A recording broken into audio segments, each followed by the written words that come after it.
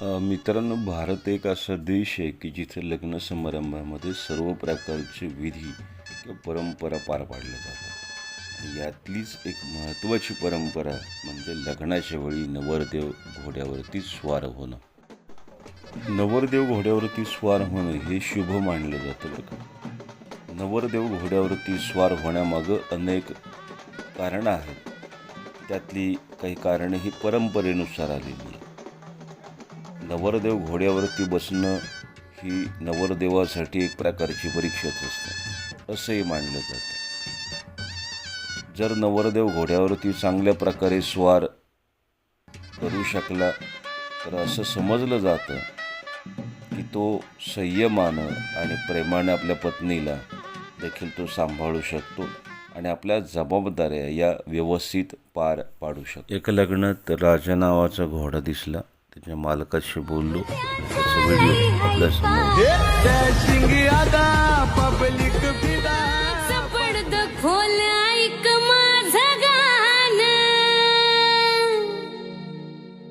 फुगीरपणा दाऊ नको मला शहाणपण,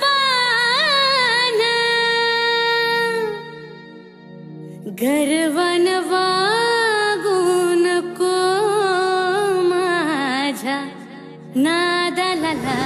मित्रांनो, सातारा जिल्ह्यातील खटाव तालुक्यातील खादगोलचा प्रसिद्ध घोडा राजा घोडा, त्याच्या मालकांची समावेश आपण असला तर राजाविषयी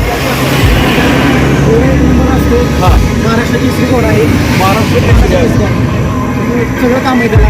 त्याची स्पर्धा वगैरे कुठे झालेली इंदापूर. दादा, घोडी आपण कधीपासून सांभाळतात? आता आमच्या वर्धाच्या काळ घ्यावा. आता पोहांचा त्यांच्या काळ चालू. आतापर्यंत जेवढी घोडी झाली त्यात भारी घोडा कुठला म्हणजे सगळी घोडी चांगली, पण त्यातलं त्या चांगला घोडा जास्त म्हणजे एक माझा गेला चांगला कुठला राजा म्हणून. म्हणजे कशामुळे काय आता राजाविषयी थोडीशी माहिती द्या तुम्ही. राजाविषयी आपल्या 6 वर्षाचा घोडा आहे. हां, आपल्या घोड्याला 2 पायाचं काम चांगलं आहे. 2 पायावर भारी नसतं. 2 पाया भारी नसतं. 9 घेऊन चांगलं असतं. त्याच्यासाठी तो फेमस आहे. इंदापूरमध्ये आता स्पर्धा झाली 1-2 महिन्यापूर्वी. प्रथम क्रमांक मिळाला. ते घोड्याची तयारी करून घेताना तुम्हाला पण खूप मेहनत घ्यावी लागते. रेसन वगैरे त्याला द्यावी लागते. त्याच्या पुढे पण राजाकडनं चांगलं काम व्हावं आणि सातारा जिल्ह्याच्या खटाव तालुक्याचं नाव चांगलं रोशन व्हावं यासाठी तुम्हाला. 2 पाया दाखवतो मग. हां, 2 पायावर चालून दाखवा राजा.